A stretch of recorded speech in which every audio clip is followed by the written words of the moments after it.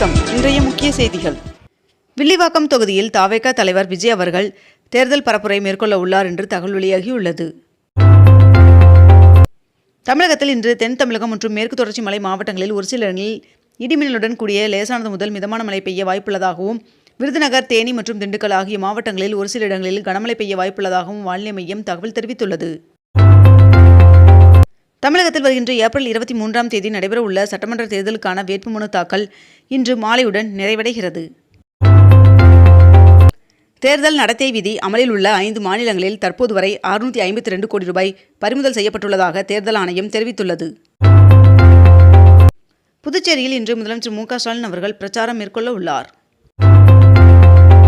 ஈரானில் சிக்கியுள்ள இந்திய மீனவர்கள் ஆர்மீனியா வழியாக இந்தியா அழைத்து வரப்பட்டுள்ளதாக ஒன்றிய அரசு தெரிவித்துள்ளது.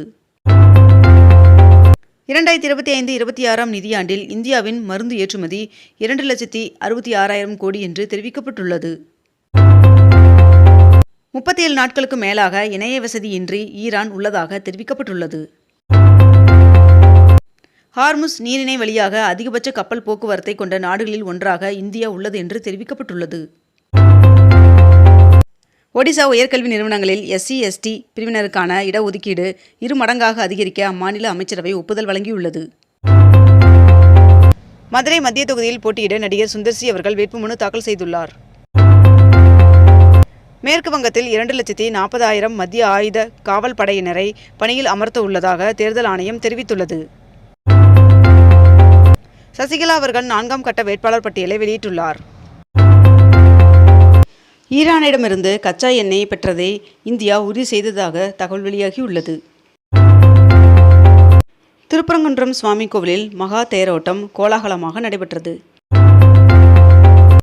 திருச்செங்கோடு தொகுதியில் தவேக வேட்பாளர் அருண்ராஜ் அவர்கள் வேட்புமனு தாக்கல் செய்தார். சட்டமன்ற தேர்தலில் போட்டியிட இதுவரை 3000 பேர் வேட்புமனு தாக்கல் செய்துள்ளதாக தகவல் வெளியாகியுள்ளது.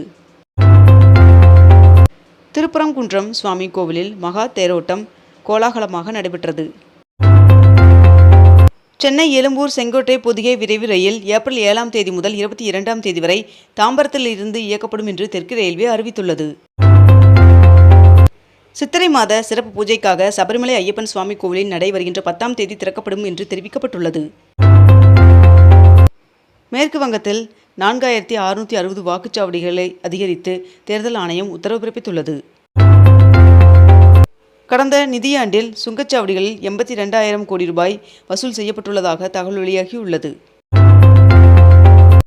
மத்திய பிரதேச மாநிலத்தில் 51 அடி உயர பிரம்மாண்டமான அனுமன் சிலை ஒன்று திறக்கப்பட்டுள்ளது. இந்தியாவில் தயாரிக்கப்பட்ட அணுசக்தி நீர்மூழ்கி கப்பலான INS அரிதாமன் நேற்று அதிகாரப்பூர்வமாக சேர்க்கப்பட்டது.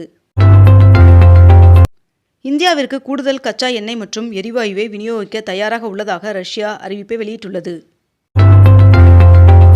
மேற்கு வங்கத்தில் 8வது வாக்காளர் துணை பட்டியல் வெளியிடப்பட்டுள்ளது. 22 கேரட் ஆபண தங்கத்தின் விலை சவரனுக்கு 800 ரூபாய் அதிகரித்து ஒரு சவரன் 1,11,600 ரூபாயாகவும் 1 கிராம் 13,950 ரூபாய்க்கும் விற்பனை செய்யப்பட்டு வருகிறது. இதனைத் தொடர்ந்து 1 கிராம் வெள்ளியின் விலையில் மாற்றமின்றி 255 ரூபாய்க்கு விற்பனை செய்யப்பட்டு வருகிறது. ஊட்டியில் உள்ள தனியார் பெண்கள் மேல்நிலைப் பள்ளி மற்றும் கல்லூரியில் நவீன மனித வடிவ ரோபோ அறிமுகப்படுத்தப்பட்டுள்ளதாக தகவல் வெளியாகியுள்ளது. 3ஆம் தரப்பு விற்பனையாளர்கள் மீது 3.5% கூடுதல் கட்டணம் விதிக்க அமேசான் திட்டமிட்டுள்ளதாக தகவல் வெளியாகியுள்ளது. தமிழ்நாடு முழுவதும் தேர்தலில் பணியாற்ற விரும்பியதால் அண்ணாமலை அவர்கள் போட்டியிடவில்லை என்று பாஜக மேலிட பொறுப்பாளரும் மத்திய அமைச்சருமான பியூஷ் கோயல் அவர்கள் தெரிவித்துள்ளார். வருகின்ற 6ஆம் தேதி தென் தமிழகம் மற்றும் மேற்கு தொடர்ச்சி மலை மாவட்டங்களில் ஒரு சில இடங்களில் லேசானது முதல் மிதமான மழை பெய்ய வாய்ப்புள்ளதாக வானிலை மையம் தகவல் தெரிவித்துள்ளது. திருத்தணியில் புதிய பேருந்து நிலையம் முழுமையாக பயன்பாட்டிற்கு கொண்டு வரப்பட்டுள்ள நிலையில் அங்கிருந்து அனைத்து பேருந்துகளும் இயக்கப்பட்டு வருகிறது.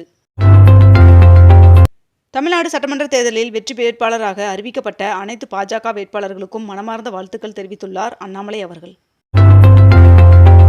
NCERT நிறுவனத்திற்கு நிகர்நிலை பல்கலைக்கழக அந்தஸ்தை UGC வழங்கியது. சிபிஎஸ்இ பள்ளிகளில் 2026-27 கல்வியாண்டில் முதற்கட்டமாக 6ஆம் வகுப்புகளில் மும்மொழிக் கொள்கை அறிமுகம் செய்யப்பட உள்ளது. இதில் 2 இந்திய மொழிகள் பயில்வது கட்டாயம். மேலும் படிப்படியாக 2030-31 ஆண்டிற்குள் 10ஆம் வகுப்பு வரை இக்கொள்கை கட்டாயமாக்கப்படும் என்றும் தெரிவிக்கப்பட்டுள்ளது. தமிழகம் புதுச்சேரி சட்டமன்ற தேர்தலை முன்னிட்டு வருகின்ற 23ஆம் தேதியன்று சென்னை ஹைகோர்ட் மதுரை கிளை மற்றும் மாநிலம் முழுவதும் உள்ள அனைத்து கோர்ட்டுகளுக்கும் தீர்ப்பாயங்களுக்கும் விடுமுறை அறிவிக்கப்பட்டுள்ளது.